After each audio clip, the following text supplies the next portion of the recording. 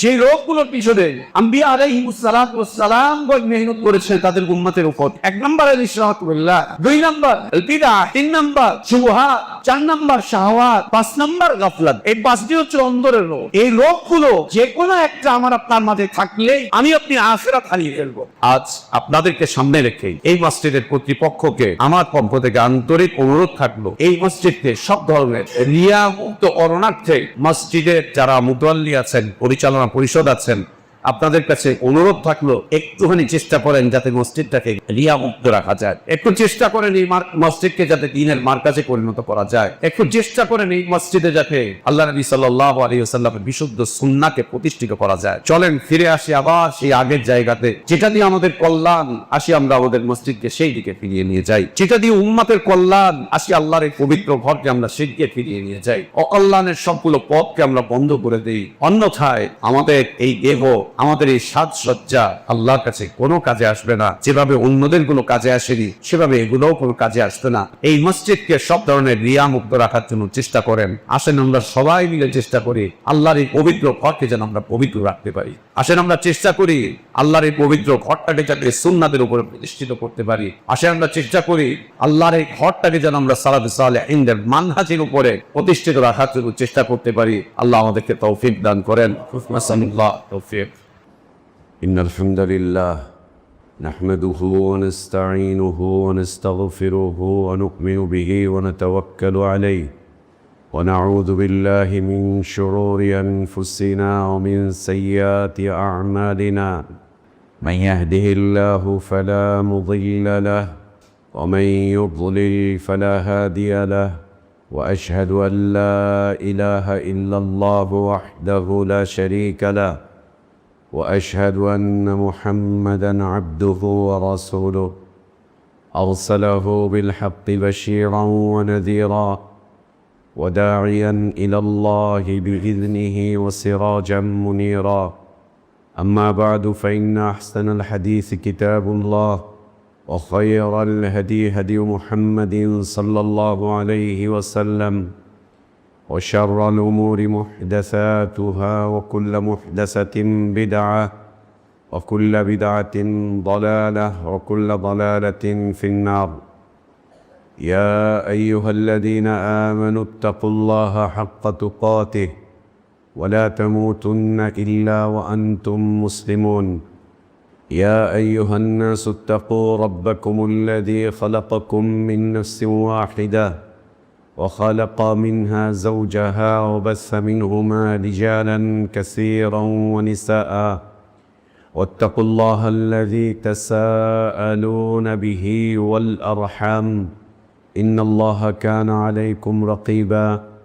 يا أيها الذين آمنوا اتقوا الله وقولوا قولا سديدا يصلح لكم أعمالكم ويغفر لكم ذنوبكم ومن يطع الله ورسوله فقد فاز فوزا عظيما.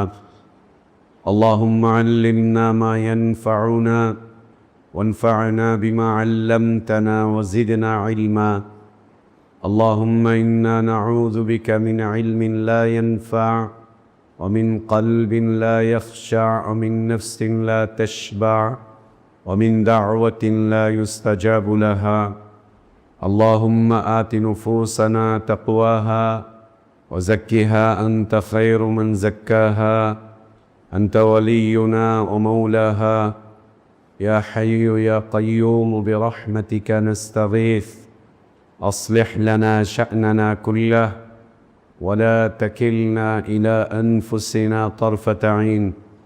سبحانك لا علم لنا إلا ما علمتنا إنك أنت العليم الحكيم. সমস্ত প্রশংসা, যাবতীয় গুণগান একমাত্র কেবলমাত্র শুধুমাত্র আল্লাহ রব্বুল আলামিন, আহকামুল হাকিমিন, আরহামুর রাহিমিন, ইলাহুল আলামিনের জন্য, যিনি আমাদেরকে মুসলিম করে সৃষ্টি করেছেন, যিনি আমাদের জন্য উত্তম হালাল রিজকের ব্যবস্থা করেছেন, যিনি আমাদেরকে বিশুদ্ধ হিদায়াতের পথে আহ্বান জানিয়েছেন, যিনি আমাদেরকে মৃত্যু দিবেন, যিনি আমাদেরকে পুনরায় কিয়ামতের দিন তার সামনে হিসাবের মুখোমুখি করবেন এবং বিশুদ্ধ ঈমান, বিশুদ্ধ আমলের ভিত্তিতে যিনি আমাদেরকে নাজাত আর জাযা দান করবেন, সে আল্লাহরই প্রশংসা, যিনি আমাদেরকে জুমার সালাত আদায়ের জন্য পৃথিবীর শ্রেষ্ঠতম পবিত্রতম স্থান মসজিদে আসার তৌফিক দান করেছেন। আলহামদুলিল্লাহ। সালাতু সালাম আমাদের প্রিয় নবী মুহাম্মদুর রাসূলুল্লাহ সাল্লাল্লাহু আলাইহি ওয়া আলিহি ওয়াসাল্লামের প্রতি। আল্লাহ সুবহানাহু ওয়া তাআলা যাকে কল্যাণের আধার করে বিশ্ব মানবতার জন্য মুক্তির দূত করে পাঠিয়েছিলেন, যার আদর্শের বাস্তবায়ন করা আমাদের উপর ফরজ করে দেওয়া হয়েছে, যার আদর্শের বাস্তবায়নই প্রকৃত হিদায়াত, কল্যাণ, নাজাত আর সফলতার একমাত্র পথ। আল্লাহুম্মা সাল্লি আলা মুহাম্মদ ওয়া আলা আলি মুহাম্মদ কামা সাল্লাইতা আলা ইব্রাহিম ওয়া আলা আলি ইব্রাহিম ইন্নাকা হামিদুম মাজিদ। আল্লাহুম্মা বারিক আলা মুহাম্মদ وعلى آل محمد كما باركت على إبراهيم وعلى آل إبراهيم إنك حميد مجيد। الحمد لله। আল্লাহ তাবারক ওয়া তাআলার বিশেষ দয়ায়, তার বিশেষ অনুগ্রহে, তার বিশেষ করুণায় আমরা আল্লাহর পক্ষ থেকে আসা সর্বশ্রেষ্ঠ, সর্বশেষ, তার পছন্দনীয় দিনটুকু জানতে, বুঝতে, মানতে চেষ্টা করছি। আল্লাহর কাছে আমাদের দোয়া, আল্লাহ আমাদের এ দিনই জীবনটুকু কবুল করে নেন। আমাদের ভুলগুলো আল্লাহ সংশোধন করে দেন। আমাদের গুনাহগুলো, অন্যায়গুলো, অপরাধগুলোকে আল্লাহ মাফ করে দেন। আল্লাহ আমাদেরকে ঈমান আর ইসলামের প্রকৃত সৌন্দর্যের উপর বেঁচে থাকার তৌফিক দান করেন। ঈমান আর ইসলামের পূর্ণতার উপরেই আল্লাহ আমাদেরকে মৃত্যু দান করেন। আমিন। সম্মানিত উপস্থিতি, প্রিয় মুসলিম ভাইরা, আজ জুমার খুতবার সংক্ষিপ্ত বিষয়বস্তু সালাতুল কুলুব, অন্তরের পরিশুদ্ধি। অন্তরের পরিশুদ্ধি এ বিষয়ে আমরা সংক্ষিপ্ত খুতবা উপস্থাপন করব। খুতবায় প্রথমত যে বিষয়টি আমরা তুলে ধরব সেটি হচ্ছে আমাদের সবচাইতে বড় যে বিষয়টি প্রয়োজন ছিল সে বিষয়টিকে আমরা ছেড়ে দিয়েছি, সেটিকে আমরা পরিত্যাগ করেছি। দ্বিতীয় বিষয় হচ্ছে যেটি কম গুরুত্বপূর্ণ বিষয় সেটিকে আমরা প্রাধান্য দিয়ে সেদিকেই ঝুঁকে পড়েছি। তৃতীয় বিষয়বস্তু অন্তর বিনষ্ট হয়ে যাওয়ার কারণ বা আলামত সমূহ সংক্ষিপ্ত আকারে আমরা আলোচনা করব। অতঃপর পরবর্তী আরেক যে খুতবায় অন্তরের রোগের চিকিৎসা, কি দিয়ে চিকিৎসা করলে পরে আমাদের অন্তরের রোগ থেকে আমরা বেঁচে যেতে পারি, সে বিষয় নিয়ে আমরা পরবর্তী খুতবায় আল্লাহ তৌফিক দিলে আলোচনা করব। আমার তৌফিক ইল্লা বিল্লাহ, আলাইহি তাওয়াক্কালতু ওয়া ইলাইহি উনীব। সম্মানিত মুসল্লিবৃন্দ, সালাতুল কুলুব, আম্বিয়া আলাইহিমুস সালাতু ওয়াস সালামগণ পৃথিবীর মানুষের যে বিষয়টির প্রতি সবচাইতে বেশি গুরুত্ব এবং জোর প্রদান করেছিলেন, যে বিষয়টির প্রতি গুরুত্ব প্রদান করতে আল্লাহ তাবারক ওয়া তাআলা নবী রাসূলগণকে পাঠিয়েছিলেন, সে বিষয়টি ছিল সালাতুল কুলুব, অন্তরের পরিশুদ্ধি। এটি ছিল আম্বিয়া আলাইহিমুস সালাতু ওয়াস সালাম গণের দুনিয়ায় তাদের কর্মকাণ্ডের প্রধান বিষয়বস্তু। দুনিয়াতে যে কর্মময় জীবন তারা যাপন করেছিলেন, যে কর্মময় জীবনে তারা ছিলেন, এটি হচ্ছে তার অন্যতম প্রধান বিষয়বস্তু। পৃথিবীর মানুষের আত্মার পরিশুদ্ধি, অন্তরের পরিশুদ্ধি। দ্বিতীয় বিষয়বস্তু ছিল, যা আজকে খুতবা নয়, তারপরে উল্লেখ করছি। দ্বিতীয় বিষয়বস্তু ছিল পৃথিবীর মানুষকে জ্ঞানের ভিত্তিতে শিক্ষিত করে তোলা, শিক্ষার ভিত্তিতে জ্ঞানী করে তোলা নয়। জ্ঞান দ্বারা, জ্ঞানের ভিত্তিতে পৃথিবীর মানুষকে শিক্ষিত করে তোলা। জ্ঞানের ভিত্তিতে শিক্ষা, শিক্ষার ভিত্তিতে জ্ঞান নয়। আজ সেই উম্মতের চরম বিপর্যয়ের পিছনে এই দুটি বিষয় খুব কঠিনভাবে কাজ করছে।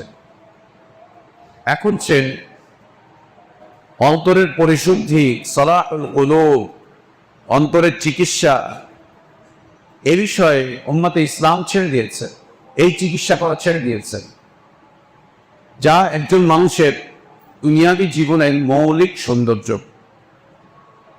আত্মার সৌন্দর্য বা অন্তরের সৌন্দর্যই হচ্ছে একজন মানুষের মৌলিক সৌন্দর্য।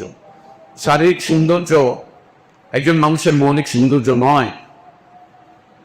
অন্তরের সৌন্দর্য মৌলিক সৌন্দর্য, অন্তরের সুস্থতাই মৌলিক সুস্থতা। অন্তর অসুস্থতাই হচ্ছে মৌলিক অসুস্থতা। অন্তর খারাপ হয়ে যাওয়া মানে ব্যক্তি নষ্ট হয়ে যাওয়া, অপবিত্র হয়ে যাওয়া। এটি হচ্ছে আমাদের মৌলিক বড় সমস্যা। দ্বিতীয় যে সমস্যা আমাদের মাঝে আজ বিরাজ করছে, সেটি হচ্ছে আমরা শিক্ষার মাধ্যম দিয়ে জ্ঞানী হওয়ার চেষ্টা করছি। শিক্ষার মাধ্যম দিয়ে আমরা জ্ঞানী হওয়ার চেষ্টা করছি। অক্ষর জ্ঞানের মাধ্যম দিয়ে, লিখতে জানতে পারা, পড়তে জানতে পারার মাধ্যম দিয়ে আমরা জ্ঞানী হওয়ার চেষ্টা করছি। আম্বিয়া আলাইহিমুস সালাতু ওয়াস সালামগণ জ্ঞানের মাধ্যম দিয়ে শিক্ষা বিস্তার করিয়েছিলেন, শিক্ষার মাধ্যম দিয়ে জ্ঞান নয়। এটি পৃথিবীর ইহুদি এবং নাসারা আমাদের উপরে চাপিয়ে দিয়েছে। আমাদের থেকে আমাদের জ্ঞানকে কেড়ে নিয়ে আমাদের কাছে ওরা শিক্ষা, সিলেবাস, কারিকুলাম তুলে ধরেছে এবং বলছে এটি হচ্ছে জ্ঞান অর্জনের মাধ্যম, যা নবী রাসূলদের কর্মময় জীবনের একদম পরিপন্থী। আম্বিয়া আলাইহিমুস সালাতু ওয়াস সালামগণ যেটি করেছিলেন সেটি হচ্ছে জ্ঞানের ভিত্তিতে পৃথিবীর মানুষকে শিক্ষিত করেছিলেন, জ্ঞানের দাওয়াত দিয়েছিলেন, জ্ঞানের বিস্তার ঘটিয়েছিলেন। জ্ঞান থাকাটা আবশ্যক, শিক্ষা থাকাটা আবশ্যক নয়। শিক্ষা না থাকলেও একজন মানুষ পৃথিবীতে চলতে পারবে। জ্ঞান না থাকলে পৃথিবীর মানুষ গভীর অন্ধকারে জাহিলিয়াতের মধ্যে নিমজ্জিত হবে। নাসালুল্লাহ আল আফিয়াত ওয়াস সালাম। আম্বিয়া আলাইহিস সালাতু ওয়াস সালাম বলে মৌলিক দুটি কর্ম, একটি হচ্ছে সালাহুল কুলুব, মানুষের অন্তরের উপরে মেহনত করা, অন্তরকে পরিশুদ্ধ করার চেষ্টা করা, অন্তরের চিকিৎসা করা, অন্তরটাকে সঠিক রাখার জন্য কাজ করে যাওয়া। দ্বিতীয় বিষয়বস্তু, আর এটাই হচ্ছে মৌলিকভাবে হিদায়াত। অন্তরের পরিশুদ্ধিটাই হিদায়াত, অন্তরের পরিশুদ্ধিটাই ঈমান, অন্তরের পরিশুদ্ধিটাই হচ্ছে ইসলাম, অন্তরের পরিশুদ্ধিটাই হচ্ছে আল্লাহ ভীরুতা, অন্তরের পরিশুদ্ধিটাই হচ্ছে হালাল এবং হারামের উপরে নিজেকে প্রতিষ্ঠিত রাখা, অন্তরের পরিশুদ্ধিটাই হচ্ছে আল্লাহর প্রতি আশা বৃদ্ধি করা, আল্লাহর উপরে তাওয়াক্কুল করা, অন্তরের পরিশুদ্ধিটাই হচ্ছে আল্লাহকে ভালোবাসা, অন্তরের পরিশুদ্ধিটাই হচ্ছে খাওফ, রাজা, সব কিছু অন্তরের পরিশুদ্ধি। একজন মানুষের অন্তর যদি পরিশুদ্ধ না হয়, সে কোনোভাবেই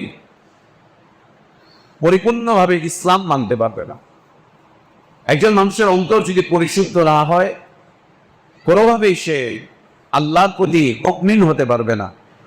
অন্তর যদি পরিশুদ্ধ না হয়, কোনোভাবেই সে আল্লাহ ভীরুতার জীবনযাপন করতে পারবে না। অন্তর যদি পরিশুদ্ধ না হয়, কোনোভাবেই তার মাঝে আল্লাহর উপরে তাওয়াক্কুল পরিপূর্ণ হবে না, কোনোভাবেই হবে না। অন্তর যদি পরিশুদ্ধ না হয়, সে কোনোদিন আল্লাহর প্রতি পরিপূর্ণভাবে আশাবাদী হতে পারবে না, আশাব্যঞ্জক কোনো বিষয় তার মাঝে থাকবে না।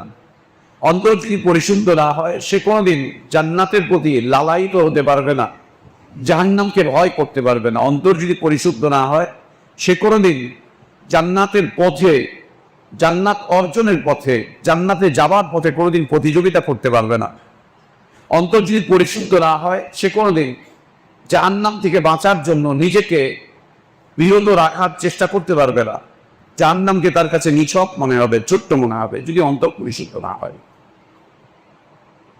আল্লাহ তাবারক ওয়া তাআলা নবী রাসূলগণকে দিয়ে বান্দার আত্মার পরিশুদ্ধির বিষয়ে কাজ করিয়েছেন, আত্মার পরিশুদ্ধি।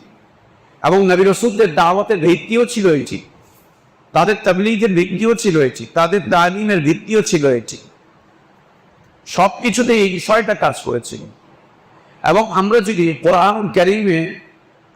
কোরআনুল কারীম অধ্যয়ন করি, কোরআনুল কারীমে যদি আমরা গভীরভাবে চিন্তা ভাবনা করি, তাহলে আমরা পাবো আল্লাহ তাবারক ওয়া তাআলা কোরআনুল কারীমকে মানুষের সুস্থতার জন্য চিকিৎসা হিসাবে, প্রতিষেধক হিসাবে, মেডিসিন, ঔষধ হিসাবে কোরআনুল কারীমকে আল্লাহ তাবারক ওয়া তাআলা নাযিল করেছিলেন।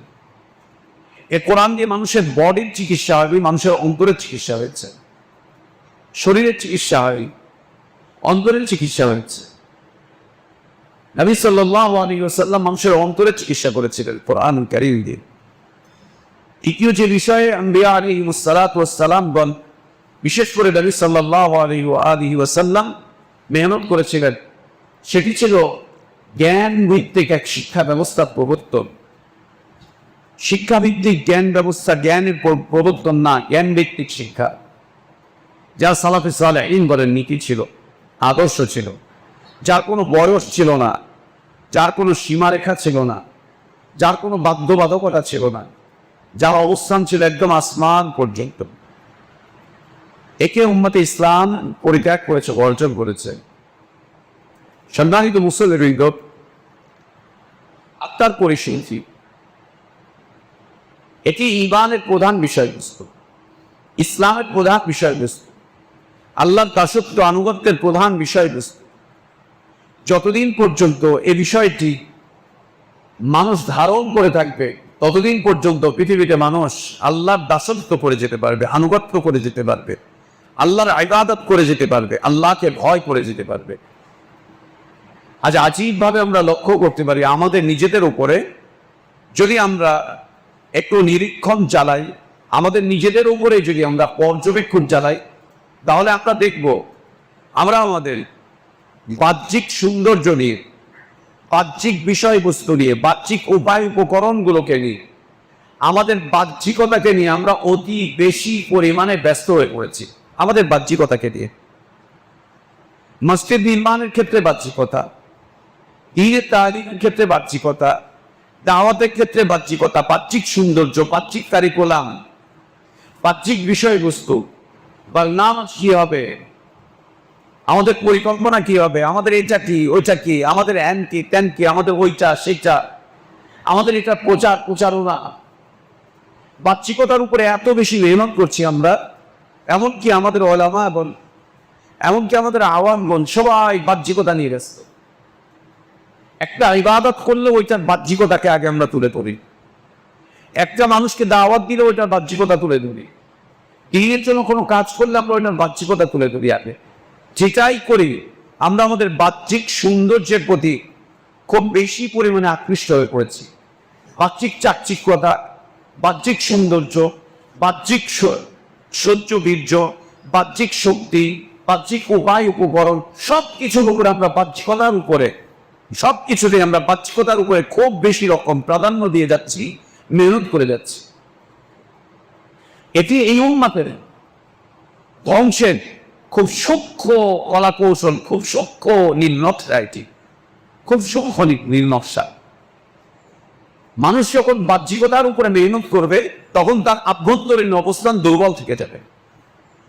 বাহ্যিকতা নিয়ে মানুষ যখন কাজ করতে থাকবে, তার আভ্যন্তরীণ হালাত দিন দিন খারাপ হতে থাকবে।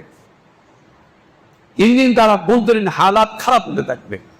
মানুষ যখন বাহ্যিক সঞ্চবীর্য অর্জনের চেষ্টা করবে, তখন তার অন্তঃকরণের অবস্থা খুব খারাপ হয়ে যাবে, খুবই খারাপ হয়ে যাবে। সে তখন তার শুধুমাত্র বাহ্যিকতা নিয়েই ব্যস্ত থাকবে। যেমনটা আল্লাহ তাবারক ওয়া তাআলা মুনাফিকিনদের সম্পর্কে বলেছেন। নবী সাল্লাল্লাহু আলাইহি ওয়াসাল্লামকে সাবধান করে মুনাফিকিনদের সম্পর্কে আল্লাহ তাবারক ওয়া তাআলা যেমনটা উল্লেখ করেছেন। আল্লাহ বলছেন, ওয়াইদা রাআইতাহুম তু'জিবুকা জিসামুহুম ওয়া ইন ইয়াকুলু তাসমা লিকাওলিহিম কান্নাহুম খুশুবুম মুসান্নাদা ইয়াহসাবুনা কুল্লা সাইহাতিন আলাইহিম হুমুল আদু ফাহদারহুম কাতালাহুমুল্লাহ আন্না ইউফাকুন। ওয়াইদা রাআইতাহুম, এই নবী তোমার উম্মতের মাঝে, তোমার কাছে দ্বীন কবুলকারীদের মাঝে, তোমার কাছে এসে ইসলামের শাহাদা দানকারীদের মাঝে, তোমার সাথে সালাত আদায়কারীদের মাঝে, তোমার সাথে জীবন যাপনকারীদের মাঝে, সামাজিকতা এর উপরে প্রতিষ্ঠিত থাকা মানুষগুলোর মাঝে তুমি এমন কিছু মানুষকে পাবে যাদেরকে তুমি দেখলে পরে তুমি আশ্চর্যান্বিত হয়ে যাবে, হতভম্ব হয়ে যাবে। এত সুন্দর, যাদের দেহ আকৃতির দিকে তাকালে পরে তুমি হতভম্ব হয়ে যাবে যে এত সুন্দর, এত ভালো। দেহ আকৃতি বলতে বাহ্যিক আমলের কথা বলেছেন আল্লাহ তাবারক ওয়া তাআলা। যাদের বাহ্যিক আমল দেখলে তুমি আশ্চর্যান্বিত হয়ে যাবে, হতভম্ব হয়ে যাবে। এত সুন্দর আমল, এত সুন্দর আমল। বাহ্যিক যে ইবাদত করবে তোমার সামনে এসে, ওদের বাহ্যিক ইবাদত গুলো দেখলে তুমি হতভম্ব হয়ে যাবে। ওয়া ইন ইয়াকুলু তাসমা লিকাওলিহিম, আর ওরা যখন তোমার কাছে এসে কোনো কথা বলবে, বক্তব্য করবে, বিবৃতি দিবে, যখন তোমার কাছে এসে কোনো কথা বলবে, বক্তব্য করবে, বিবৃতি দিবে, কিছু বলবে তোমার কাছে, আত্মপক্ষ সমর্থন করবে, তখন তাদের কথার মধ্যে তুমি শুনতে পাবে চমৎকার সব আকৃষ্টকরণের বিষয়বস্তু। ওদের কথাগুলো তোমাকে খুব আকৃষ্ট করবে, ওদের কথাগুলো তোমার হৃদয়ে খুব দাগ টানবে, ওদের কথাগুলো তোমাকে খুব আকৃষ্ট করবে, ওদের কথাগুলো তোমার হৃদয়ে খুব দাগ কাটবে। কাকে বলছেন আল্লাহ? নবী সাল্লাল্লাহু আলাইহি ওয়াসাল্লাম। তোমার সাথে দিনই জীবন যাপনকারী মানুষদের মধ্যে এক শ্রেণীর মানুষ তোমার কাছেই আছে নবী, যাদের বাহ্যিক আমল দেখলে, দেহ আকৃতি দেখলে, কাজকর্ম দেখলে, দৈহিক ইবাদত দেখলে, দেহগত আমলগুলো দেখলে তুমি আশ্চর্যান্বিত হয়ে যাবে। এত সুন্দর আমল, এত ভালো আমল, এত কষ্ট করছে। যারা তোমার কাছে এসে কথাবার্তা বললে পরে তুমি তাদের প্রতি আকৃষ্ট হয়ে পড়বে। এত চমৎকার চমৎকার কথা, এত ভালো ভালো কথা, এত চমৎকার কথা, এত ভালো কথা। তাদের সব কথাগুলো আল্লাহ বলছেন কান্নাহুম খুশুবুম মুসান্নাদা, কান্নাহুম খুশুবুম মুসান্নাদা। বড় বড় অট্টালিকা, বড় বড় ভবন, শৌখিন মানুষদের যে সমস্ত ভবনগুলো রয়েছে, এদের ভবনের দেয়ালের উপরে যে সমস্ত কাঠের শোপিস গুলো লাগানো থাকে, যেমন আমরা ধনী লোকদের বাড়িতে গেলে দেখি দেয়াল করেছে, দেয়ালের উপরে স্পেশাল করে ডিজাইন করেছে, ওই ডিজাইনের উপরে আবার আমরা দেখতে পাচ্ছি কাঠের ফ্রেম দিয়ে কিছু কিছু চিত্রাঙ্কন, কিছু কিছু বর্ণ, কিছু কিছু নকশা, কিছু কিছু সৌন্দর্য, কিছু কিছু সৌন্দর্য। এটা কি বোঝানো হয়েছে? এটা দিয়ে বোঝানো হয়েছে বাহ্যিক সৌন্দর্য, মেকআপ, যা দিয়ে ভিতরের অবস্থাকে আড়াল করে রাখা যায়, ভিতরের চাইতে বাইরের সৌন্দর্য বেড়ে যায়, যেটার দিকে মানুষের চোখ আটকে যায়। আল্লাহ তাবারক ওয়া তাআলা রাসূল সাল্লাল্লাহু আলাইহি ওয়াসাল্লামকে বলছেন, এই মানুষগুলোর বাহ্যিক আমলের দিকে তাকালে, তাদের কথাবার্তা শুনলে একদিকে তুমি যেমন আশ্চর্যান্বিত হবে, অন্যদিকে তাদের কথার প্রতি তুমি আকৃষ্ট হবে। এদের এইসব আমল এবং কথাগুলো কি জানো নবী? এটা হচ্ছে বাহ্যিক সৌন্দর্য মাত্র, ডেকোরেশন। এটা হচ্ছে ডেকোরেশন, এটা হচ্ছে চিত্রাঙ্কন, এটা হচ্ছে শোপিসের মতো, এটা হচ্ছে শোপিসের মতো। এটা সামান্য এরকম বিষয়বস্তু, যেমন আমরা বড়লোকদের বাসায় গেলে, তাদের অফিস আদালতে গেলে, অফিসের ডিজাইন দেখলে অফিসের কর্মকাণ্ডগুলো দেখলে, অফিসের চাকচিক্যতাগুলো দেখলে, অফিসের সৌন্দর্যগুলো দেখলে আমাদের চোখগুলো আকৃষ্ট হয়ে যায়। অন্যরকম বাড়ি ঘরে গেলে আমাদের চোখগুলো আকৃষ্ট হয়ে যায়, এত সুন্দর। কিছু সময়ের জন্য আমরা থমকে পড়ি, কিছু সময়ের জন্য আমরা এগুলো জিজ্ঞেস করি, এটা কত, ওইটা কত, সেটা কত, এবং তারাও শোনায় এটা ইংল্যান্ডে থেকে এনেছি, ওটা আমেরিকা থেকে এনেছি, ওটা জার্মান থেকে এনেছি, এটা এই দেশের কারুকার্য, ওটা ওই দেশের কারুকার্য, এটার ইন্টারিয়ার ডিজাইনটা আমরা অমুককে দিয়ে করিয়েছি, ওইটার ইন্টারিয়ার ডিজাইনটা আমরা অমুককে দিয়ে করিয়েছি, এই করেছি সেই করেছি। আল্লাহু আকবার। আল্লাহ তাবারক ওয়া তাআলা নবী সাল্লাল্লাহু আলাইহি ওয়াসাল্লামকে এইভাবে করেই বলছেন, আপনার সাথে জীবনযাপনকারী মানুষদের মাঝে এক শ্রেণীর মানুষকে আপনি এরকমই পাবেন, এইরকমই পাবেন, যাদের কথাবার্তাগুলো আপনার কাছে খুব ভালো লাগবে। ইয়াহসাবুনা কুল্লা সাইহাতিন আলাইহিম হুমুল আদু। এই লোকগুলোকে দেখবেন যে যারাই তাদেরকে নিয়ে কথা বলছে, তাদেরকে সংশোধন হতে বলছে, যারাই তাদেরকে নসিহত করছে, যারাই তাদেরকে নিয়ে কিছু আলোচনা করছে, পর্যালোচনা করছে, যারাই তাদেরকে অন্তর পরিশুদ্ধির কথা বলছে, এদেরকে দেখবেন যে এরা সর্বজোর বা সর্বল করছে এবং সবাইকে এরা শত্রু মনে করছে। এরা সবাইকে শত্রু মনে করছে, সবাইকে শত্রু মনে করছে। যারাই এদেরকে সংশোধন করার চেষ্টা করে, এদেরকে এরা এদের শত্রু মনে করে, এদেরকে মনে করে এরা এদের শত্রু। আল্লাহ তাবারক ওয়া তাআলা বলেন ফাহদারহুম কাতালাহুম ওয়া ওয়ান্না ইউফাকুন।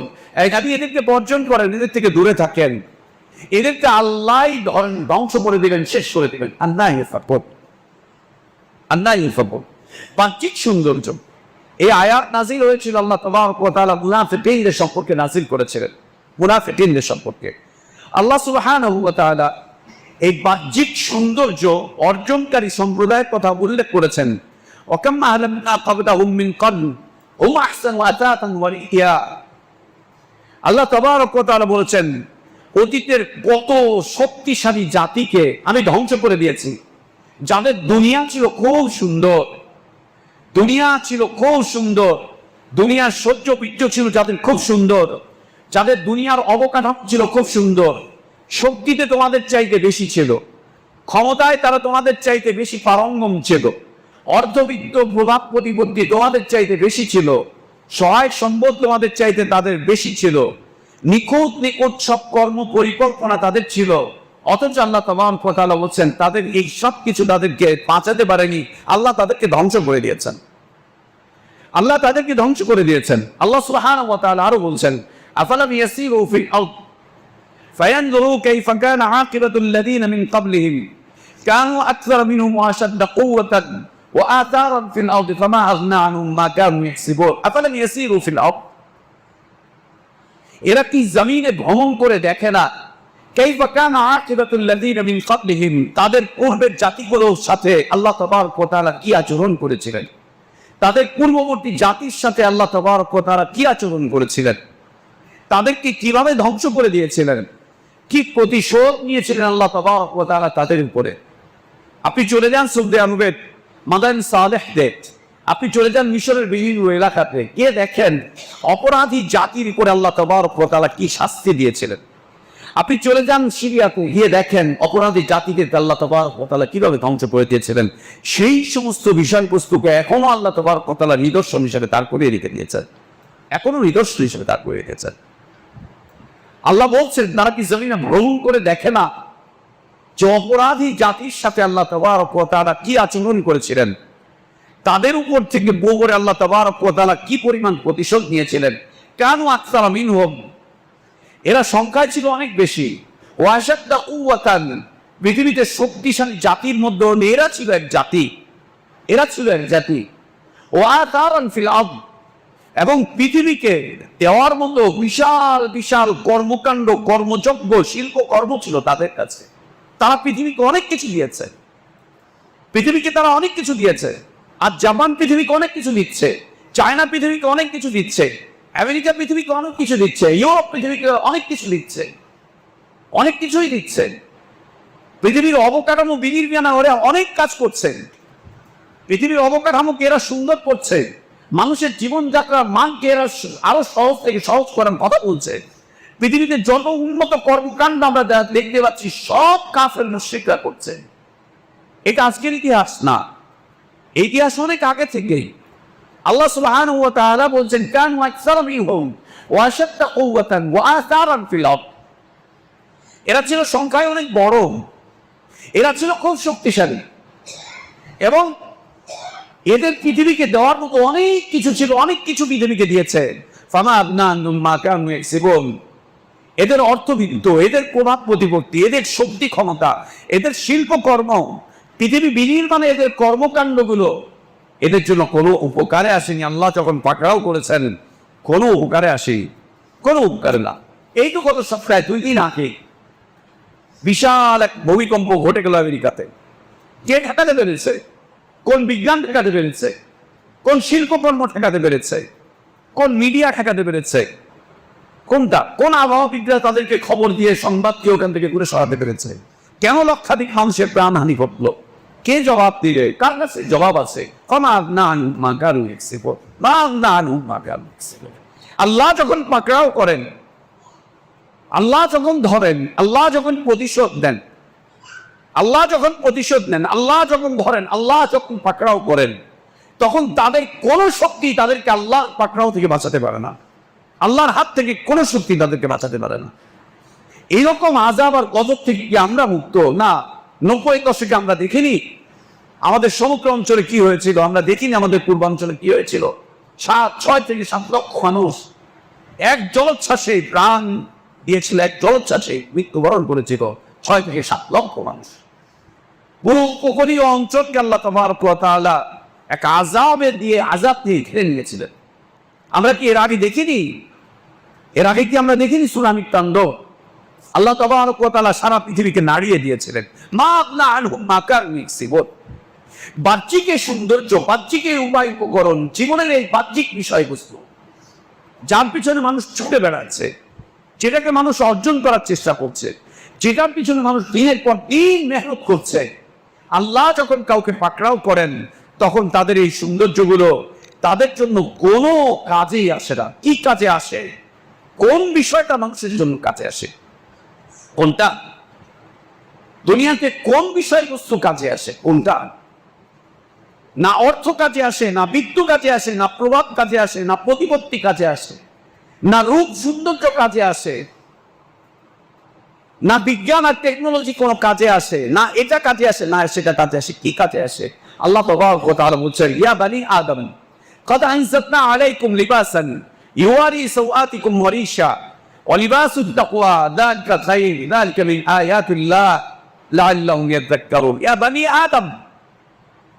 আদমের সন্তানদেরকে উদ্দেশ্য করে আল্লাহ তাবারক ওয়া তাআলা বলছেন قد أنزلنا عليكم لباسا, আমি তোমাদেরকে লিবাস দিয়েছি, ইউয়ারি সাওআতিকুম ওয়ারিশা, যা তোমাদের লজ্জাজনক বিষয়বস্তুকে একদম ঢেকে রাখে। তোমাদেরকে আমি লিবাস দিয়েছি, পোশাক দিয়েছি, যা তোমাদের বাহ্যিক খারাপিগুলোকে মানুষের দৃষ্টি থেকে বাঁচায়, বাহ্যিক খারাপিগুলোকে যা হেফাজত করে। অলিবাসুত তাকওয়া যালিকা খায়র। তোমরা মনে করতে যেও না তোমরা বাহ্যিক যে পোশাক পরে আছো এইটাই কল্যাণের পোশাক, এটাই মর্যাদার পোশাক, এটাই উন্নত পোশাক, এটা মনে করতে চেও না। যেটা পরে আছো তোমরা, তোমাদের শরীরের উপরে যেটাকে তোমরা লটকে দিয়েছো, যেটা দিয়ে তোমরা তোমাদের শরীরকে ঢেকে দিয়েছো, তোমরা মনে করতে চেও না এটাই সত্যিকার অর্থের পোশাক, এটাই সত্যিকার অর্থে তোমাদের জন্য কল্যাণের, এটাই সত্যিকার অর্থে তোমাদের জন্য একমাত্র বিষয়বস্তু, কল্যাণের বিষয়বস্তু। এটা মনে করতে চেও না। তাহলে কোনটা কল্যাণের পোশাক? কি দিয়ে আমরা কল্যাণ পেতে পারি? কোনটা দিয়ে আমাদের কল্যাণ হতে পারে? কোনটা দিয়ে? আল্লাহ বলছেন ওয়ালিবাসুত তাকওয়া যালিকা খায়র। তাকওয়ার পোশাক, তাকওয়ার পোশাক, এটাই হচ্ছে কল্যাণের পোশাক। তাকওয়ার পোশাক, এর মধ্যেই কল্যাণ রয়েছে, এর মধ্যেই কল্যাণ রয়েছে, তাকওয়ার পোশাকের মধ্যেই কল্যাণ রয়েছে। অন্যত্র আল্লাহ তাবারক ওয়া তাআলা বলছেন যে তোমরা তাকওয়ার লিবাসকে পরিধান করো, তোমরা তাকওয়ার লিবাসকে পরিধান করো। অন্য আয়াতে আল্লাহ তাবারক ওয়া তাআলা বলছেন ওয়াতাযাওয়াদু, তোমরা পাথেয় সংগ্রহ করো, জীবন যাপনের পাথেয়, ইবাদতের পাথেয়, আল্লাহর দাসত্বের পাথেয়, আনুগত্যের পাথেয়, তোমরা পাথেয় সংগ্রহ করো দুনিয়াতে। ওয়াতাযাওয়াদু, তোমরা পাথেয় সংগ্রহ করো।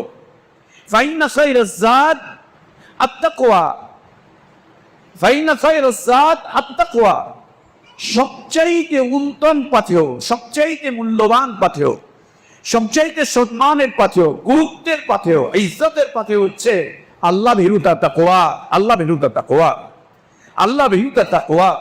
এই জন্য আল্লাহ নবী সাল্লাল্লাহু আলাইহি ওয়া আলিহি ওয়াসাল্লাম এক বৈঠকে একসাথে বসে তিনবার বলছেন আত্তাকওয়া হাহুনা, আত্তাকওয়া হাহুনা, আত্তাকওয়া হাহুনা।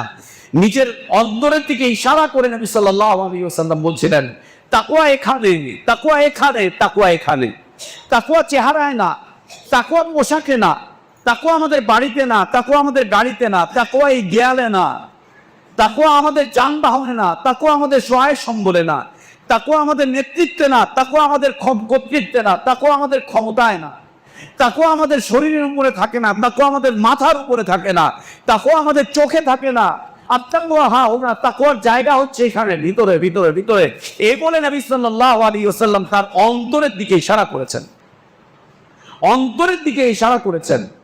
আল্লাহ নবী সাল্লাল্লাহু আলাইহি ওয়াসাল্লাম আল্লাহ তাবারক ওয়া তাআলার কাছে বলতেন, ওয়া আসআলুকা, হে আল্লাহ আমি আপনার কাছে চাচ্ছি, ভিক্ষা করছি, ভিক্ষা চাচ্ছি, কলবান সালিমান, নিরাপদ অন্তর। আল্লাহ আপনি আমাকে নিরাপদ একটা অন্তর দেন, নিরাপদ একটা কলব দেন, মুতমাইন একটা কলব দেন, আপনার কাছে আত্মসমর্পণকারী একটা কলব দেন। আল্লাহ নবী সাল্লাল্লাহু আলাইহি ওয়াসাল্লাম আল্লাহর কাছে চাইতেন। আমরা চাইতে পেরেছি আল্লাহর কাছে, আমরা বলতে পেরেছি আল্লাহর কাছে, আল্লাহ আমাদের অন্তরকে পরিশুদ্ধ করেন, আল্লাহ আমাদেরকে আপনি অন্তর, একটা পরিশুদ্ধ অন্তর দেন, আমাদেরকে মজবুত একটা অন্তর দেন। আমরা বলতে পেরেছি আল্লাহর কাছে, বলতে পারি, আমরা বলতে পারি। আমরা বাহ্যিক বিষয়বস্তু নিয়ে খুব বেশি রকম পেরেশান, বাহ্যিকতার উপরে আমাদের মেহনত অনেক বেশি, বাহ্যিকতা নিয়ে আমরা প্রতিযোগিতা করে যাচ্ছি, বাহ্যিক বিষয়বস্তুর উপরে আমরা খুব বেশি রকম গুরুত্ব দিয়ে যাচ্ছি। আমাদের বাহ্যিকতাকে নিয়ে আমরা চতুর্দিক থেকে যত ধরনের প্রতিযোগিতা আছে সব করে যাচ্ছি, সব করে যাচ্ছি। আল্লাহ তাবারক ওয়া তাআলা বলেছেন, ওয়াল্লাযী বা'আসা ফিল উম্মিয়্যিনা রাসূলাম মিনহুম ইয়াতলু আলাইহিম আয়াতিহি ওয়া ইউযাক্কিহিম ওয়া ইউআল্লিমুহুমুল কিতাবা ওয়াল হিকমা। তিনি আল্লাহ যিনি তাদের মধ্য হতে একজনকে রাসূল করে পাঠিয়েছেন, রাসূল এসে তাদের কাছে ইয়াতলু আলাইহিম আয়াতিহি, আল্লাহর আয়াতগুলোকে তাদের সামনে তুলে ধরেছেন, তেলাওয়াত করেছেন। এই আল্লাহর আয়াত তেলাওয়াত করে নবী সাল্লাল্লাহু আলাইহি ওয়াসাল্লাম কি করেছিলেন উম্মতের পিছনে? কোরআন শুনিয়ে তাদেরকে কি করেছিলেন? কোরআন বলে বলে তাদের থেকে কি দিয়েছিলেন নবী সাল্লাল্লাহু আলাইহি ওয়াসাল্লাম? নাকি কোরআনের তেলাওয়াত করে তাদেরকে কিছু দিয়েছিলেন আল্লাহ নবী সাল্লাল্লাহু আলাইহি ওয়াসাল্লাম? দুনিয়ার কোন নবী রাসূল উম্মতের থেকে কিছু নেননি, উম্মতকে কিছু দিয়ে গিয়েছেন। দুনিয়ার কোন নবী রাসূল উম্মতের থেকে কিছু নেননি, উম্মতকে দিয়ে গিয়েছেন। দুনিয়ার কোন নবী রাসূল উম্মতের থেকে কিছু নেননি, উম্মতকে দিয়ে গিয়েছেন। আয় আফসোস, আয় আফসোস, আয় আফসোস, আজ ওরাসাতুল আম্বিয়াগণ উম্মতের থেকে নেওয়াই ব্যস্ত, উম্মতকে দেওয়া ছেড়ে দিয়েছে। আফসোস, ওরাসাতুল আম্বিয়াগণ উম্মতকে দেওয়া বন্ধ করে দিয়েছে, উম্মতের থেকে লুটপাট শুরু করেছে, উম্মতের থেকে নেওয়া শুরু করেছে। উম্মতকে কিছু দেয় না, উম্মতের থেকে নেয়, উম্মতের থেকে নেয়। ওরাসাতুল আম্বিয়াগণ আজ উম্মতের থেকে নেয়, উম্মতকে কিছু দেয় না। সুবহানাল্লাহ। ওরাসাতুল আম্বিয়াগণ কোরআনের তেলাওয়াত করে উম্মতের থেকে কিছু নিয়ে যাচ্ছে, কোরআন শুনিয়ে তাদের থেকে কিছু নিয়ে যাচ্ছে। আর নবী সাল্লাল্লাহু আলাইহি ওয়া আলিহি ওয়াসাল্লাম কোরআনের তেলাওয়াত করছেন উম্মতের উপরে, পৃথিবীর মানুষের উপরে। তেলাওয়াত করে কি করছিলেন? আল্লাহ নবী সাল্লাল্লাহু আলাইহি ওয়াসাল্লাম বাহবা দিচ্ছিলেন, বাহবা নিচ্ছিলেন, তোমরা বলো আমার তেলাওয়াত কেমন। বাহবা নিচ্ছিলেন, তোমরা আমাকে গ্রহণ করো। বাহবা নিচ্ছিলেন, তোমরা আমাকে এটা দাও সেটা দাও না।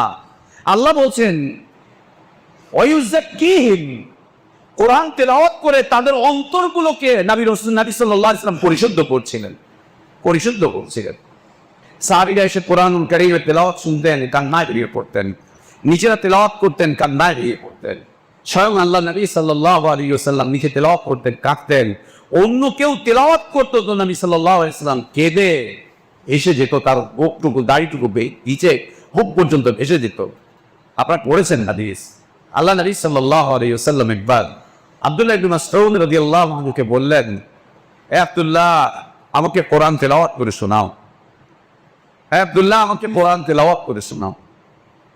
আব্দুল্লাহ ইবনে মাসউদ রাদিয়াল্লাহু আনহু বললেন, ইয়া রাসূলুল্লাহ, আপনার উপরে কোরআন নাযিল হয়েছে আর আমি কিনা আপনাকে কোরআন তেলাওয়াত করে শোনাবো? কি অর্থ এটা? আমরা তো কোরআন আপনার মাধ্যম দিয়ে পেয়েছি, আমরা তো কোরআনের তেলাওয়াত আপনার মাধ্যম দিয়ে শিখেছি, আমরা তো কোরআনের মাধুর্যতা আপনার মাধ্যম দিয়ে পেয়েছি, আমরা তো কোরআনের শিক্ষা আপনার থেকেই নিয়েছি, আপনার থেকেই নিয়েছি। দ্বিতীয় অর্থ কি? দ্বিতীয় অর্থ হচ্ছে এই, আমরা তো আপনারই ছাত্র, আমরা তো আপনারই শিষ্য, আপনার মাধ্যম দিয়েই তো আল্লাহ আমাদেরকে এ পর্যন্ত এনেছেন। যেই আপনার থেকে আমরা কোরআনের মাধ্যম দিয়ে হিদায়াত পেয়েছি, আমি কি আপনার উপরে তেলাওয়াত করব? আল্লাহ নবী সাল্লাল্লাহু আলাইহি ওয়াসাল্লাম বললেন, হ্যাঁ, আমি পছন্দ করি কেউ আমাকে তেলাওয়াত করে শোনাক। আল্লাহ নবী সাল্লাল্লাহু আলাইহি ওয়াসাল্লাম পছন্দ করতেন। আব্দুল্লাহ ইবনে মাসউদ রাদিয়াল্লাহু আনহু আরদা সূরা নিসা তেলাওয়াত করা শুরু করলেন। সূরা নিসা তেলাওয়াত করে শুরু করলেন।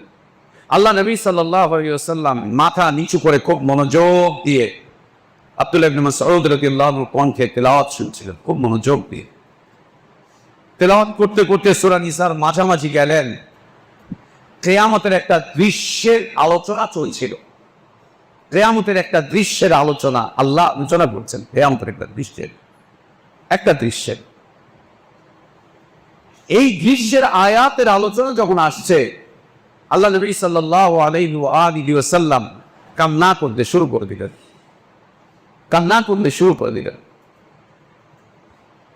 এই কান্না করছেন, একটা পর্যায়ে আব্দুল্লাহ ইবনে মাসউদ রাদিয়াল্লাহু আনহু বলছেন, হাসবুকা লা আব্দুল্লাহ, এখন থামো, হয়েছে, এখন থামো, হয়েছে। আব্দুল্লাহ ইবনে মাসউদ রাদিয়াল্লাহু আনহু বললেন, এতক্ষণ পরে আমি নবী সাল্লাল্লাহু আলাইহি ওয়াসাল্লামের দিকে ভালো করে তাকিয়ে দেখলাম, আমি তাকালাম আল্লাহর নবীর দিকে, তাকিয়ে দেখলাম আইনা তাদরিফান, নবী সাল্লাল্লাহু আলাইহি ওয়াসাল্লামের চোখ বেয়ে পানি ঝরে ঝরে পড়ছে, তার চেহারার এখান দিয়ে পানি ঝরে ঝরে পড়ছে, চোখের পানি।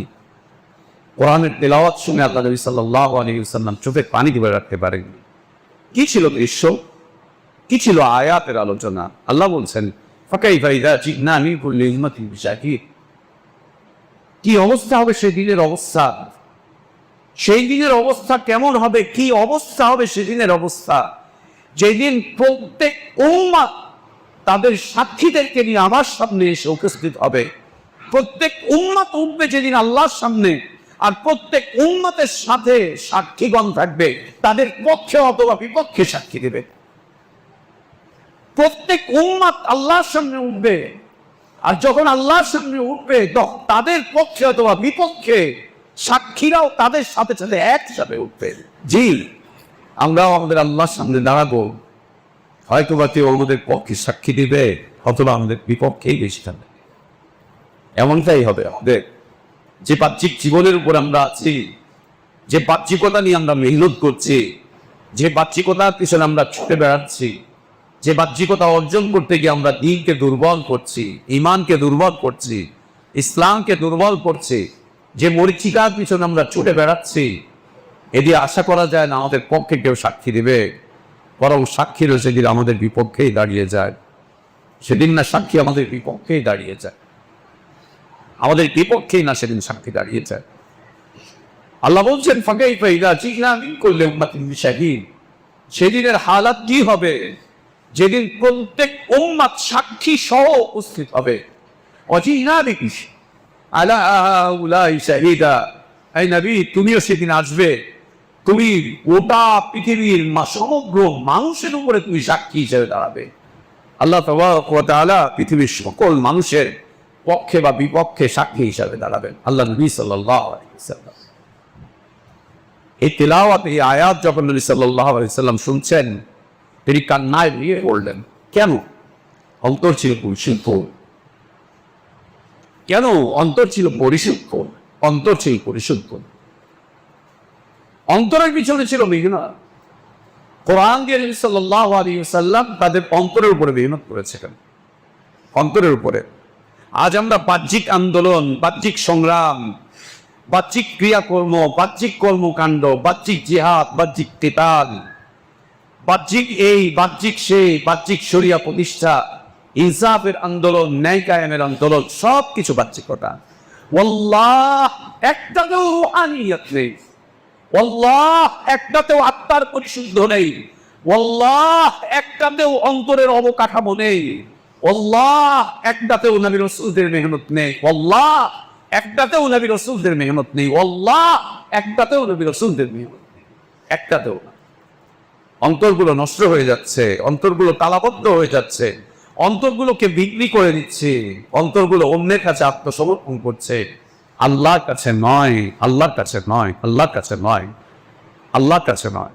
আল্লাহ নবী সাল্লাল্লাহু আলাইহি ওয়া আলিহি ওয়াসাল্লাম বলেন, ইন্না ফিল জাসাদি লামুদগা ইযা সালাহাত সালাহাল জাসাদু কুল্লু ওয়া ইযা ফাসাদাত ফাসাদাল জাসাদু কুল্লু আলা ওয়া হিয়াল কলব। এই শরীরের মাঝে একটা নির্দিষ্ট মাংসের টুকরো রয়েছে, ওই মাংসের টুকরোটা যদি সুস্থ থাকে পুরো শরীর সুস্থ থাকে, ওইটা যদি ভালো থাকে পুরো শরীর ভালো থাকে, ওইটা যদি পবিত্র থাকে পুরো শরীর পবিত্র থাকে, ওইটা যদি পবিত্র থাকে সকল ক্রিয়া কর্ম ও ইবাদত সবকিছুই পবিত্র থাকে। ওইটা যদি নষ্ট হয়ে যায় সব কিছু নষ্ট হয়ে যায়, সব নষ্ট হয়ে যায়, সব নষ্ট হয়ে যায়, সব নষ্ট হয়ে যায়, সব নষ্ট হয়ে যায়। নবী সাল্লাল্লাহু আলাইহি ওয়া আলিহি ওয়াসাল্লাম বলেন, আলা ওয়া হিয়াল কলব, আলা ওয়া হিয়াল কলব। আল্লাহ নবী সাল্লাল্লাহু আলাইহি ওয়া আলিহি ওয়াসাল্লাম সাহাবা ইকরাম রাদিয়াল্লাহু আনহুম আজমাইন সহ আমাদেরকে শিখিয়ে দিয়েছেন আল্লাহর কাছে পরিশুদ্ধ অন্তর চাইতে, শিখিয়ে দিয়েছেন আল্লাহর কাছে নিজেদের অন্তরের বিশুদ্ধতা চাইতে, শিখিয়ে গিয়েছেন আমাদের অন্তর যাতে করে দ্বীনের উপরে, ঈমানের উপরে, আল্লাহর তাওহীদের উপরে অটল অবিচল থাকে, এর উপরে যেন মজবুত থাকে, যেন আল্লাহর কাছে প্রার্থনা করতে নবী সাল্লাল্লাহু আলাইহি ওয়াসাল্লাম শিখিয়েছেন। আল্লাহ নবী সাল্লাল্লাহু আলাইহি ওয়াসাল্লাম শিখিয়েছেন। আসি আমরা আত্মার পরিশুদ্ধির দিকে এগিয়ে আসি, আত্মাকে সংশোধন করি, কলবকে সংশোধন করি, কলবকে মুতমাইন করি, কলবকে আল্লাহর কাছে আত্মসমর্পণ করাই, কলবের পিছনে মেহনত করি, বাহ্যিকতার মেহনতকে আমরা পরিত্যাগ করি, সব ধরনের রিয়া বন্ধ করে দিই, সব ধরনের রিয়া বন্ধ করে দিই। আল্লাহ আমাদেরকে তৌফিক দান করেন। সালাফে সালেহিন যেভাবে মেহনত করেছিলেন আল্লাহ আমাদেরকে সেভাবেই মেহনত করার তৌফিক দান করেন। সম্মানিত মুসল্লিবৃন্দ, আজ আপনাদেরকে সামনে রেখেই এই মসজিদের কর্তৃপক্ষকে আমার পক্ষ থেকে আন্তরিক অনুরোধ থাকলো, এই মসজিদকে সব ধরনের রিয়া মুক্ত করণার্থে মসজিদের যারা মুতাল্লি আছেন, পরিচালনা পরিষদ আছেন, আপনাদের কাছে অনুরোধ থাকলো একটুখানি চেষ্টা করেন যাতে মসজিদটাকে রিয়া মুক্ত রাখা যায়। একটু চেষ্টা করেন এই মসজিদকে যাতে দ্বীনের মারকাজে পরিণত করা যায়। একটু চেষ্টা করেন এই মসজিদে যাতে আল্লাহ নবী সাল্লাল্লাহু আলাইহি ওয়াসাল্লামের বিশুদ্ধ সুন্নাহকে প্রতিষ্ঠিত করা যায়। চলেন ফিরে আসি আবার সেই আগের জায়গাতে, যেটা দিয়ে আমাদের কল্যাণ, আসি আমরা আমাদের মসজিদকে সেই দিকে ফিরিয়ে নিয়ে যাই। যেটা দিয়ে উম্মতের কল্যাণ, আসি আল্লাহর এই পবিত্র ঘরকে আমরা সেদিকে ফিরিয়ে নিয়ে যাই। অকল্যাণের সবগুলো পথকে আমরা বন্ধ করে দেই, অকল্যাণের সবগুলো রাস্তাকে আমরা বন্ধ করে দেই। অন্যথায় আমাদের এই দেহ, আমাদের এই সাজসজ্জা আল্লাহর কাছে কোনো কাজে আসবে না। যেভাবে অন্যদের কোনো কাজে আসেনি সেভাবে এগুলোও কোনো কাজে আসবে না। আজকে আসার সময় গাড়িতে বসে আমাদের ভাই নজরুল ভাইকে বলছিলাম, একটা অনুরোধ রেখেছিলাম যার সাক্ষী আপনাদেরকে আজকে রেখে যাচ্ছি। আমি ভাইকে বলছিলাম এই মসজিদে সব ধরনের ছবি, ক্যামেরা, ভিডিও করা এবং মসজিদকে কেন্দ্র করে যত ধরনের বাহ্যিকতা, লৌকিকতা আছে এগুলো যেন বন্ধ করে দেওয়া হয়, অনুরোধ ছিল। আজ আপনাদেরকে সাক্ষী রেখে আবারও অনুরোধ করে যাচ্ছি, এই মসজিদকে সব ধরনের রিয়া মুক্ত রাখার জন্য চেষ্টা করেন। আসেন আমরা সবাই মিলে চেষ্টা করি আল্লাহর এই পবিত্র ঘরকে যেন আমরা পবিত্র রাখতে পারি। আসেন আমরা চেষ্টা করি আল্লাহর এই পবিত্র ঘরটাকে যাতে সুন্নাতের উপরে প্রতিষ্ঠিত করতে পারি। আসেন আমরা চেষ্টা করি আল্লাহর এই ঘরটাকে যেন আমরা সালাফে সালেহিনদের মানহাজের উপরে প্রতিষ্ঠিত রাখার জন্য চেষ্টা করতে পারি। আল্লাহ আমাদেরকে তৌফিক দান করেন। তৌফিক। আলহামদুলিল্লাহ আলা ইহসানি والشكر له على توفيقه وامتنانه وأشهد أن لا إله إلا الله وحده لا شريك له له الملك وله الحمد يحيي ويميت وهو على كل شيء قدير تعظيما لشانه وأشهد أن محمدا عبده ورسوله وصفيه وخليله الداعي إلى رضوانه صلى الله عليه وعلى آله وأصحابه وبارك وسلم تسليما كثيرا إلى يوم الدين ثم أما بعد সম্মানিত মুসল্লিবৃন্দ, অন্তরের যে সমস্ত ব্যাধিগুলো রয়েছে, রোগগুলো রয়েছে, এই রোগগুলোর মধ্যে হতে সর্বপ্রধান পাঁচটি রোগ, যে রোগের বিষয়ে আম্বিয়া আলাইহিস সালাতু ওয়াস সালামগণ মিনত করেছিলেন, যে রোগগুলো নিয়ে নবী রাসূলগণ কথা বলেছিলেন, বিশেষ করে মুহাম্মদুর রাসূলুল্লাহ সাল্লাল্লাহু আলাইহি ওয়া আলিহি ওয়াসাল্লাম যে রোগগুলোর উপরে খুব জোরালো প্রচেষ্টা চালিয়েছিলেন উম্মত যাতে করে এই রোগগুলো থেকে তাদের অন্তরটুকুকে পবিত্র রাখে, পরিশুদ্ধ রাখে, মুক্ত রাখে। সেই রোগগুলোর উপরে আমরা রোগগুলোকে নিয়ে সংক্ষিপ্ত নামগুলো বলে খুতবা শেষ করব। এক নম্বর রোগ আল ইশরাক বিল্লাহ। এক নম্বর রোগ হচ্ছে আল ইশরাক বিল্লাহ। আল ইশরাক বিল্লাহ, আল্লাহর সাথে শিরক করা। আল্লাহর সাথে শিরক করা, সেই শিরকটা যেমনই হোক না কেন, সেটা দৃশ্যমান হোক অথবা অদৃশ্য, সেটা জাতীয় হোক অথবা বিজাতীয়, সেটা ইলমি হোক অথবা আদাতি, সেটা অন্তরে থাক অথবা বাহ্যিকতায় থাক, সেটা কোনো মূল্য দিয়ে আনতে হোক অথবা অমূল্য হোক, যেটাই হোক না কেন, আল ইশরাক বিল্লাহ এটা অন্তরের রোগ। অন্তর থেকে যদি শিরক বের না হয়, তাহলে বাহ্যিকভাবে একজন মানুষকে শিরক মুক্ত করায় তেমন কোনো উপকার আসে না, যেমনটা মুনাফিকিনদের করেছিল, যেমনটা মুনাফিকিনদের জীবনে হয়েছিল। আল ইশরাক বিল্লাহ। দ্বিতীয় রোগ অন্তরের সব ধরনের কুসংস্কার, বিদাত, সব ধরনের কুসংস্কার, যত ধরনের বিদাত রয়েছে, যত ধরনের বিদাত রয়েছে, আকীদার ক্ষেত্রে বিদাত, আমলের ক্ষেত্রে বিদাত, বিদাতে মুকাফফারা, বিদাতে মুফাসসাহা, যেটাই হোক না কেন, যত ধরনের বিদাত রয়েছে, জাতীয় বিজাতীয়, সকল প্রকার বিদাত এই মতে দ্বিতীয় রোগ। দ্বিতীয় রোগ, যার পরিণতির কথা আমরা সবাই জানি। তৃতীয় বড় রোগ হচ্ছে সংশয়বাদ, আল্লাহর দ্বীনকে নিয়ে সংশয়। কোনটা দিন কায়েম, সালাফগণ যেটা করেছিলেন ওইটা, না মওদুদি মতবাদ যেটা দিয়েছে কোনটা দিন কায়েম? কোরআন সুন্নাহর চর্চা এটা দিন কায়েম, না ইখওয়ানিরা যেটা করছে ওটা দিন কায়েম? কোনটা দিন কায়েম? সাংগঠনিক পদ্ধতিতে যেটা হচ্ছে ওটা দিন কায়েম, না সকল প্রকার তন্ত্র মন্ত্র সংগঠন দল সব ব্যানার বাদ দিয়ে সালাফদের মতো নীরবে নিবৃতে একাকী করে যাওয়া, কোনটা দিন কায়েম? সংশয়, সংশয়। নবী সাল্লাল্লাহু আলাইহি ওয়াসাল্লাম সংশয়ের ব্যাপারে উম্মতকে সচেতন করেছিলেন, উম্মতের অন্তরকে পরিশুদ্ধ করার চেষ্টা করেছিলেন। সংশয়, আল্লাহকে নিয়ে সংশয়, আল্লাহর দ্বীনকে নিয়ে সংশয়, নবী সাল্লাল্লাহু আলাইহি ওয়াসাল্লামের সুন্নাতকে নিয়ে সংশয়, শরীয়তকে নিয়ে সংশয়। সংশয়, এই সংশয়বাদিতা অন্তরের এক বিশাল রোগ, অন্তরের এক বিশাল রোগ সংশয়বাদিতা।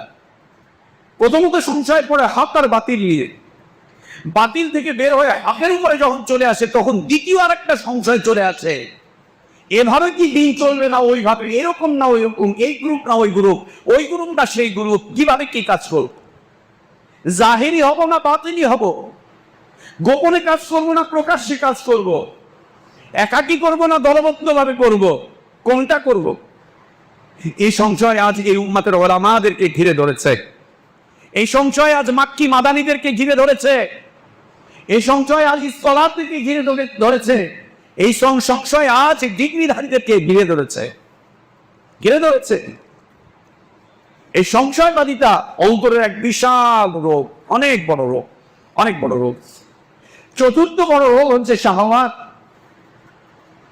শাহওয়াত, কুপ্রবৃত্তি, গুনাহের প্রতি ঝুঁকে পড়া, পাপের প্রতি ঝুঁকে পড়া, পাপ থেকে বের হতে না চাওয়া। প্রকাশ্যে খুব সব মানুষ, অপ্রকাশ্যে আলাদা এক জীবন, প্রকাশ্যে দিনদার, অপ্রকাশ্যে আর এক জীবন, প্রকাশ্যে মুয়াহিদ, অপ্রকাশ্যে আর এক জীবন, প্রকাশ্যে সুন্নাত, অপ্রকাশ্যে আর এক জীবন। শাহওয়াত, এটা বিশাল এক রোগ। শাহওয়াত থেকে বের হতে না পারা, শাহওয়াত থেকে নিজেকে দূরে সরাতে না পারা, শাহওয়াতকে ঘৃণা না করা, শাহওয়াতীদের সঙ্গ পরিত্যাগ না করা, একাকী চলতে না পারা, শাহওয়াতের সঙ্গে অবস্থান করা, এটা অন্তরের বড় একটা রোগ এই উম্মতের মাঝে, এবং এই উম্মতকে ঘিরে ধরেছে শাহওয়াত। পঞ্চম বড় রোগ হচ্ছে গাফলাত, আল্লাহ দ্বীনের ব্যাপারে গাফিল হয়ে যাওয়া, আল্লাহ দ্বীনের ব্যাপারে গাফিল হয়ে যাওয়া। দ্বীনের ব্যাপারে গাফলাত শুরু হবে দিন থেকে। এইমের বিষয়ে গাফিল, এইমের বিষয়ে গাফিল, আমলের বিষয়ে গাফিল, আল্লাহর জান্নাতের বিষয়ে গাফিল। আর দুনিয়ার ব্যাপারে এরা খুব চমৎকার অগ্রসর। আল্লাহ তাবারক ওয়া তাআলা বলছেন, ইয়ালামুনা যাহিরাম মিনাল হায়াতিদ দুনিয়া, ওরা অনেক বড় জ্ঞানী দুনিয়ার বাহ্যিকতার বিষয়ে। দুনিয়ার বাহ্যিকতার ব্যাপারে ওদের কাছে জ্ঞানের কোনো কমতি নেই, অনেক জ্ঞানী। দুনিয়া কিভাবে কামাই করবে, দুনিয়া কিভাবে বড় করবে, দুনিয়া কিভাবে সুন্দর করবে, দুনিয়াতে আরো কিভাবে এগিয়ে যাবে, দুনিয়া নিয়ে এদের জ্ঞানের অভাব নেই, অনেক জ্ঞানী এরা। আনিল আখিরাতি হুম গাফিলুন, এরা আখিরাতের ব্যাপারে একদম গাফিল, আখিরাতের বিষয়ে এরা গাফিল। গাফলাত এই উম্মতকে ঘিরে ধরেছে। এই গাফলাত আমাদের অন্তরের ভিতরে প্রবেশ করেছে। এই গাফলাত আমাদেরকে ব্যাধিগ্রস্ত করছে, রোগাগ্রস্ত করছে, আমাদেরকে ঠকে দিচ্ছে, আমাদের দিনী জীবনকে আটকে দিচ্ছে, আমাদেরকে স্থবির করে দিচ্ছে, আমাদের আখিরাতকে বরবাদ করে দিচ্ছে। আমাদের গাফলতি, আমাদের গাফলতি, আমাদের গাফলতি। এই পাঁচটি বড় রোগ, এই পাঁচটি বড় রোগ, আবার বলছি, এই পাঁচটি বড় রোগ, যে রোগগুলোর পিছনে আম্বিয়া আলাইহিমুস সালাতু ওয়াস সালাম মেহনত করেছেন তাদের উম্মতের উপর, যে রোগগুলো, এক নম্বর ইশরাক বিল্লাহ, দুই নম্বর বিদআহ, তিন নম্বর শুবহাত, চার নম্বর শাহওয়াত, পাঁচ নম্বর গাফলাত। এই পাঁচটি হচ্ছে অন্তরের রোগ। এই রোগগুলো যে কোনো একটা আমার আপনার মাঝে থাকলেই আমি আপনি আখিরাত হারিয়ে ফেলবো, আখিরাত বরবাদ হয়ে যাবে, আখিরাত নষ্ট হয়ে যাবে। দুনিয়াতে হয়তো বা চলে যেতে পারবো, আখিরাত বিনষ্ট হয়ে যাবে। আল্লাহ আমাদের আখিরাতকে হেফাজত করেন, আমাদের দ্বীনকে হেফাজত করেন, ঈমানকে হেফাজত করেন। اللهم اصلح لنا ديننا الذي هو عصمة أمرنا، واصلح لنا دنيانا التي فيها معاشنا، واصلح لنا آخرتنا التي إليها معادنا، واجعل الحياة زيادة لنا في كل خير، والموت راحة لنا من كل شر.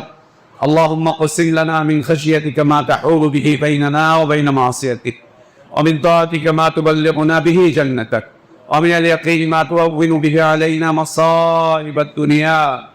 متعنا اللهم بأسماعنا وأبصارنا وقواتنا أبدا ما بقيتنا، واجعله الوارث منا، واجعل ثأرنا على من ظلمنا، وانصرنا على من عادانا.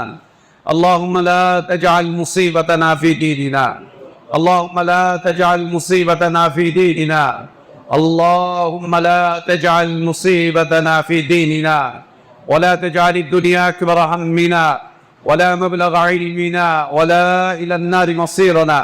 اللهم لا تسلط علينا بذنوبنا من لا يخافك فينا ولا يرحمنا.